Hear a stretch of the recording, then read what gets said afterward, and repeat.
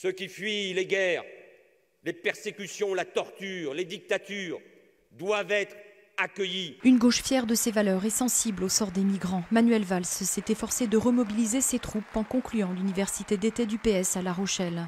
Il a défendu pendant plus d'1 heure le bilan du gouvernement et a ouvert la voie à une réforme du Code du travail. À 3 mois des régionales, le Premier ministre a appelé à l'union avec les écologistes au premier tour.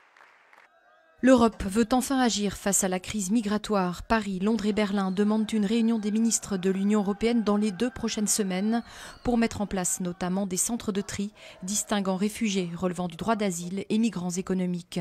Dimanche, des centaines de réfugiés ont continué à franchir la frontière serbo-hongroise malgré l'achèvement d'une clôture de barbelés.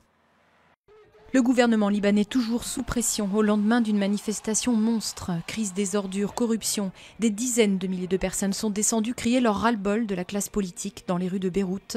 Le plus grand rassemblement jamais organisé par la société civile, toutes confessions confondues. Vous puez, ont lancé les organisateurs aux dirigeants. Ils ont promis une escalade si leurs revendications n'étaient pas entendues dans les 72 heures. Nouvelle polémique sur les rémunérations des dirigeants d'entreprise. Le patron d'Alcatel-Lucent, Michel Combes, qui doit quitter son poste le 1er septembre, pourrait recevoir une prime de départ de près de 14 millions d'euros, selon des documents publiés par le journal du dimanche.